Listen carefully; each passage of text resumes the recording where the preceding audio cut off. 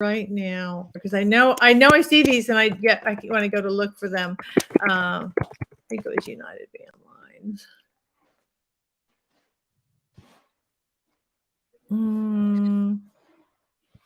Oh, that's California to Texas. Let me see, moving.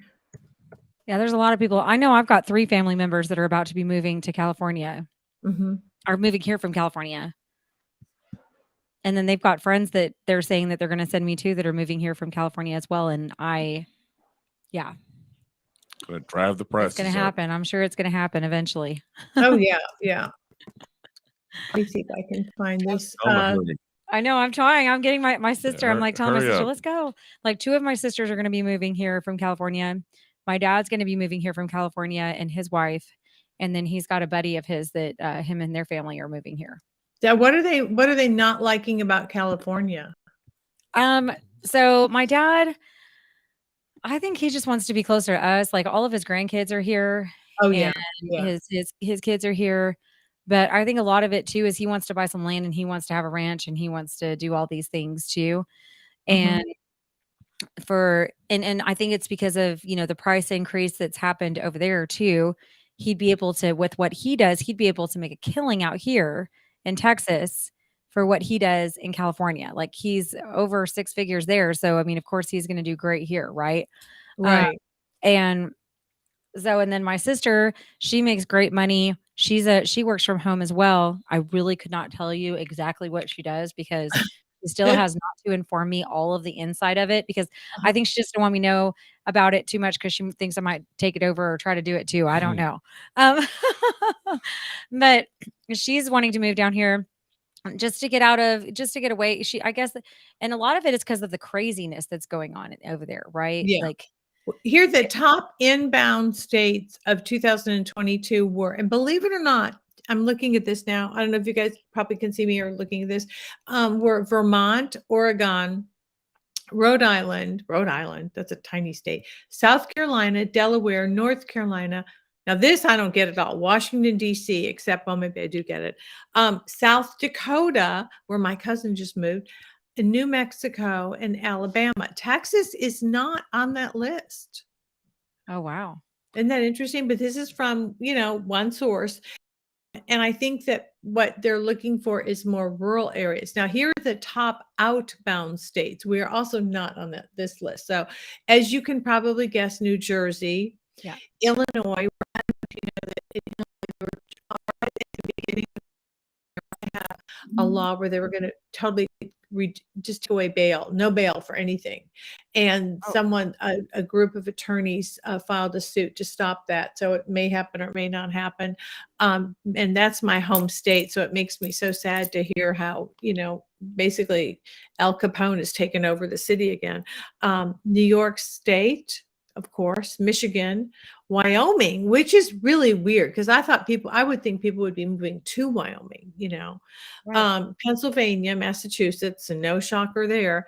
Nebraska. Now that's weird because I love Nebraska. That's a beautiful state. Louisiana, and of course, California. Oh, yeah. Yeah. Nebraska, though, that is kind of odd. It is. I'm not about Nebraska. I'm going to see if there's, I'm trying to see if there's anything in here about Texas because you would think that Texas would be on there, but they're not. I mean, not this one, but I've seen it on others. And I think it was U-Haul. Maybe it's the people who are moving themselves. More people are moving here. U-Haul said that we are one of the, that was the story we did. U-Haul said that we are one of the top destinations for folks from California, just about anywhere. But according to United Van Lines, they're going to New Hampshire and all these kind of woodsy places. Okay. I could, all right. Now I would challenge, the only thing I would challenge there is to say, okay, the state of Texas, well, you're talking about quite a big place. Yes. Now I wonder where North Texas sits, in comparison. Because the amount of people going to West Texas right now or going to Houston might not be way up, but the amount of people, I don't think it's slowed down much that are coming to North Texas. No, I don't think so. I could be wrong, but I'm not seeing indication of that. Oh no, we're not either. I would be just curious to where North Texas, and I don't think Austin's really slowed down either as far as the amount of people moving there. So, No, it hasn't actually. I think a lot of the people from California are moving to Austin. well, Yes. that's the California of Texas, without a doubt. That's where my little sister was trying to say she wanted to move to. I was like, no, you're not going to Austin. You're going to be close to me. Well, and then the Austinites in here are moving to your area and moving to Tyler because they want to get that country feel. And they're saying that that California has ruined Austin. So now they're migrating within the state. Right. Yeah. Oh no. Yeah. That's some tricky. We're going to be in trouble in Johnson County. So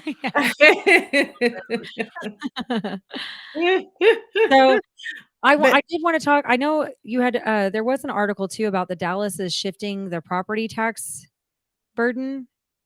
I know you had put something about that. How's that going?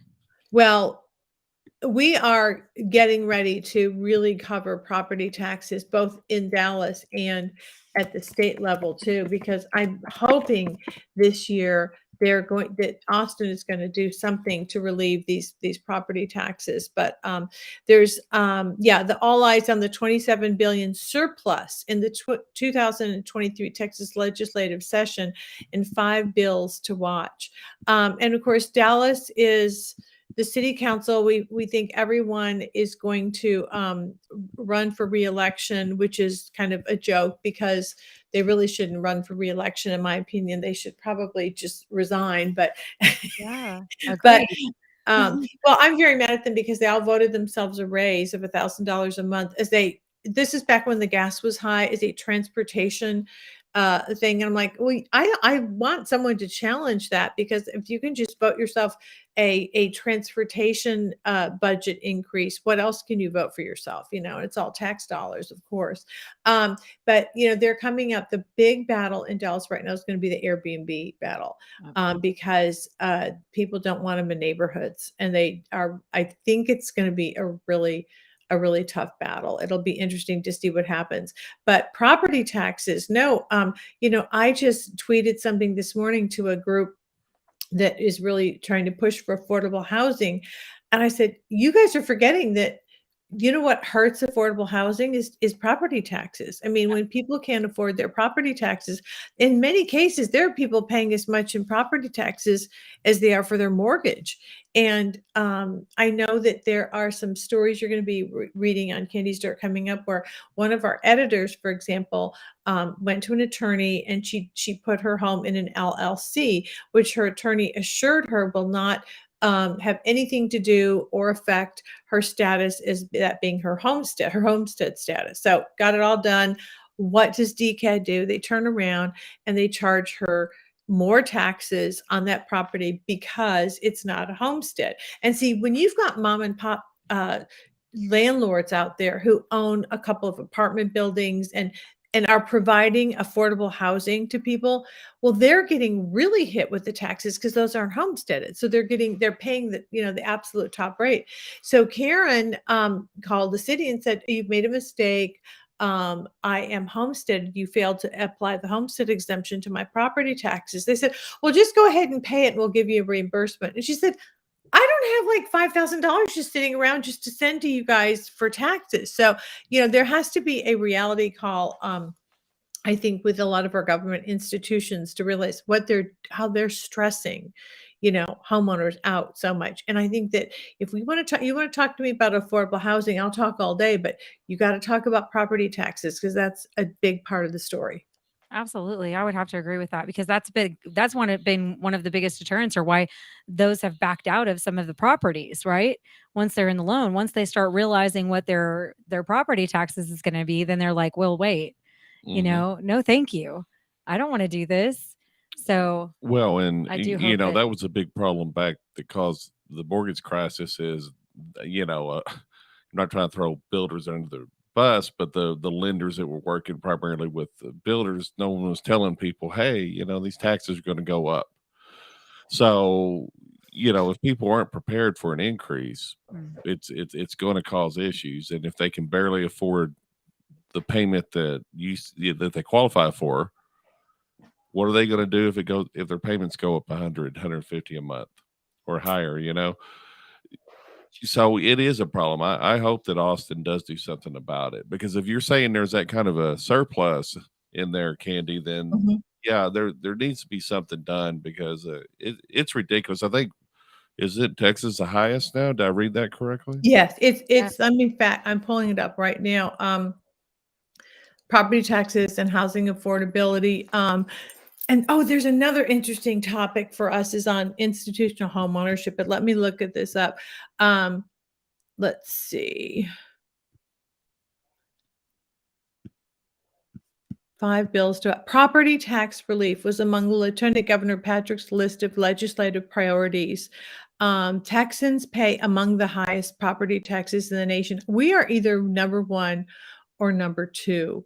And then in Dallas, of course, they gave us the largest city tax rate decrease in 40 years, but that wasn't much because the values all went up. So the bills to watch are going to be House Bill 32, which was introduced by Representative Caprilione from Southlake, who would place limits on how much the appraisal districts can raise a single family home's value.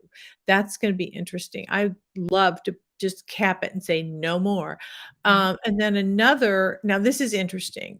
House Bill 84, introduced by Representative Diego Bernal from San Antonio. He would require appraisers to only value a home based on the value of neighboring homes, which he believes would address displacement in gentrifying neighborhoods. Now, I don't see how that would work. Do you think that would work? I don't know, because again, you know, when you're doing based off of comparison, every house is different and unique in its own way. It has different things that has been done to it. Maybe one house may not have had as much done and Right. upgrades and things done to it as the other house. So like sometimes to be able to spread it out a little bit more, I feel that is, you know, like what if you have one that's an A frame and the rest of them are? I mean, you get that Well, sometimes. if you're going to base it on the value of neighboring homes, then Yeah, you are going to be affected by gentrification I feel because like it. Yeah. yeah, so I that's why that one sounds questionable. So we'll have to dig into some of these. Then this one is interesting, Oh, House I think Bill I missed the gender 29, part. Sorry. which would abolish the maintenance and operations tax for school districts, which is used to pay teachers' salaries. So I don't know, what are you going to pay them with then? I guess maybe take some of that surplus. Then House Bill 1056. Okay, this is a gal out of Austin, shocker, who's Gina Hinojosa. She wants to create a registry for financial institutions and investment firms that lease residential real property, and she wants to prevent institutional investors from buying homes until 30 days after they've been listed for sale. So in other words, some of these folks are starting to fuss about institutional homeowners. Now, I don't like institutional homeowners either. I think that it's better to have, single family homes owned by families and working people. But on the other hand, if you're talking about affordability, institutional companies can buy homes there and make affordable housing for people where others may not be able to do that on their own. So it's kind of a double sword there. I don't think you want to get in there and start limiting things. Government does that too well, and it always backfires. It really does. That is very true. Oh, Mhm. we are out of time. Oh my Wow. goodness. That went by so quick. Candy, we're going to have you back on. We really appreciate you coming on to the show today. Oh my God, thank you so much. I keep looking for my notes to see if there's anything else I need to tell you, but I would say that this is going to be a really interesting year. Pay attention to Austin, pay attention to your city council, and guys, get out there and vote, please. Yes, vote. I would agree with that. And Happy New Year. Bye, Happy New everybody. Year. Listen to Bye, VS Kenny. Thank you. Bye-bye. Good to see you all again. Bye-bye. of Johnson County, Yoco Community Radio. At Romika Designs, we're more than just a laser engraving and specialty design company. Much more.